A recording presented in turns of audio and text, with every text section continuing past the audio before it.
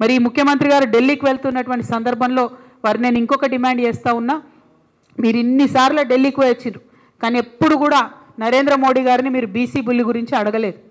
మీరు రాహుల్ గాంధీ గారు చెప్పారు కాబట్టి నేను బీసీ బిల్లు పెట్టినా అన్నారు, రాహుల్ గాంధీ గారు చెప్పినారు కాబట్టి కులగన్న వేసినా అన్నారు. కానీ మీరెప్పుడు మనస్ఫూర్తిగా మాత్రం బీసీలకు మద్దతు ఇవ్వడం లేదు. ఆ విషయం మీ వైఖరితో స్పష్టమవుతున్నది. నేను రేవంత్ రెడ్డి గారిని డిమాండ్ చేస్తూ ఉన్నా, మీరు ఇవాళ ఢిల్లీకి పోతూ ఉన్నారు, మళ్ళొకసారి హాఫ్ సెంచరీ దాటినట్టుంది, 51సారి కావచ్చు ఇది. మరి ముఖ్యమంత్రి గారికి కంగ్రాచులేషన్స్ కూడా చెప్పాలి. గిన్నిస్ రికార్డు వాళ్ళు వెతుకుతున్నారట రేవంత్ రెడ్డి గారు ఎక్కడ ఉన్నారని. ఢిల్లీకి పోయి వచ్చే ముఖ్యమంత్రులలో గిన్నిస్ రికార్డు కూడా వారికే వచ్చేటట్టుగా నాకు కనిపిస్తూ ఉన్నది. మరి మీ గిన్నిస్ రికార్డు వచ్చినందుకు సంతోషం, కానీ మా బీసీ బిడ్డల బిల్లును మాత్రం మీరు ఢిల్లీకి పోతూ ఉన్నారు, ఖచ్చితంగా తీసుకొని రావాలని చెప్పి మేము డిమాండ్ చేస్తూ ఉన్నాం. ఒకవేళ మీరు బీసీలకు 42% రిజర్వేషన్ ఇవ్వకుండా ఎలక్షన్లకు పోయేటట్టయితే ప్రతి గ్రామంలో ఉన్నటువంటి తెలంగాణలో ఉన్నటువంటి ప్రజాస్వామ్యవాదులందరినీ కూడా మేము రిక్వెస్ట్ చేసి 100ల కొద్దీ నామినేషన్లు వేపిస్తాం. ఎలక్షన్ కమిషన్కు ఎన్నికల ప్రక్రియను మేము అడ్డు తగిలే విధంగా 100ల కొద్దీ నామినేషన్ వార్డులో ప్రతి పంచాయతీలో కూడా వేపిస్తామని సందర్భంగా నేను తెలియజేస్తూ ఉన్నాను. అదేవిధంగా బీసీ బిల్లు సాధన కోసం మరి అలా తెలంగాణ వికసిత్ యాత్ర పేరుతో చెప్పి మీటింగ్లు పెడుతుందట. ఏం వికసిత్ యాత్రనో ఎందుకోసమో నాకు అర్థమైతలేదు. మరి తెలంగాణ సమాజంలో సగం ఉన్నటువంటి బీసీల బిల్లుకు మద్దతు ఇవ్వకుండా మీరు ఎన్ని యాత్రలు పెట్టినా కూడా ప్రజలు మిమ్మల్ని నమ్మరు.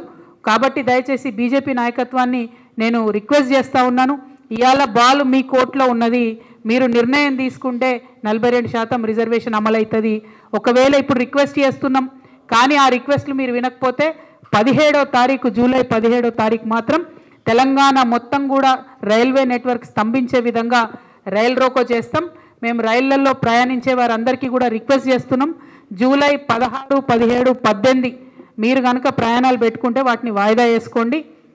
16వ తారీఖు నుంచి మీరు ఎక్కడి నుంచైనా వస్తే తెలంగాణలో ఇరుక్కుంటారు.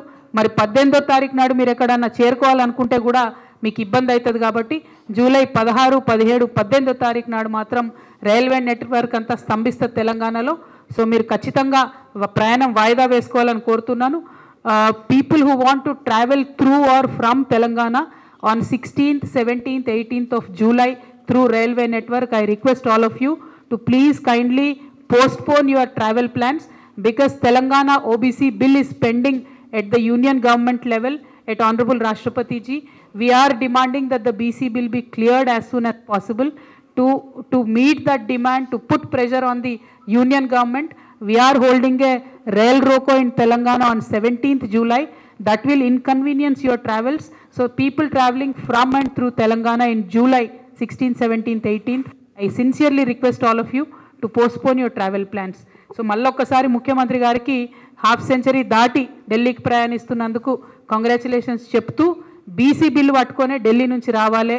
బనకచెర్ల మీద అపెక్స్ కౌన్సిల్ మీటింగ్ పెట్టించుకొని బనకచెర్ల ప్రాజెక్ట్ ఆపే మీరు ఢిల్లీ నుంచి తెలంగాణకు రావాలని డిమాండ్ చేస్తూ మరి హాజరైన మీడియా మిత్రులందరికీ కూడా నమస్కారాలు. జై తెలంగాణ, జై జాగృతి, జై KCR. Thank you so much. ప్రజెంటేషన్లతోని కాలయాపన చేస్తున్నారు తప్పితే ముఖ్యమంత్రి గారు ఎందుకు కాంక్రీట్గా అపెక్స్ కౌన్సిల్ మీటింగ్ కావాలని అడుగుతలేరు అన్నది ఇప్పటికి కూడా అర్థమైతలేదు.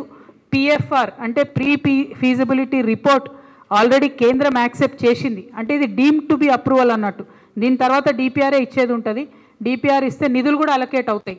మరి ఆల్మోస్ట్ పనులన్నీ అయిపోతే కూడా ఎందుకు రాష్ట్ర ప్రభుత్వం స్పందిస్తలేదన్న విషయాన్ని మాత్రం నేను అడుగుతా ఉన్నాను. అందుకే ముఖ్యమంత్రి గారు మాట్లాడాలంటున్నా. ఉత్తమ్ కుమార్ అన్న ఎన్ని పవర్ పాయింట్ ప్రజెంటేషన్లు పెట్టి లోకల్గా మన ఎంపీలకు చెప్పినా దానివల్ల ప్రాజెక్ట్ ఆగేది లేదు. ప్రాజెక్ట్ ఆగాలంటే ఢిల్లీలో లొల్లి పెట్టాలి.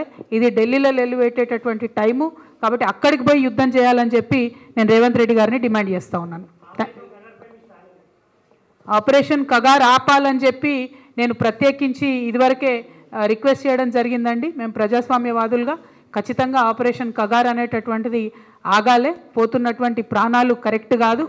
ప్రజాస్వామ్యం మీద అలిగినటువంటి వాళ్ళను బుజ్జగించి చర్చలకు పిలిచి మనము ఒక ఒపీనియన్ తీసుకొని ముందుకెళ్ళాలి తప్పితే వాళ్ళని ఎలిమినేట్ చేయడమే అనుకుంటే కరెక్ట్ కాదు.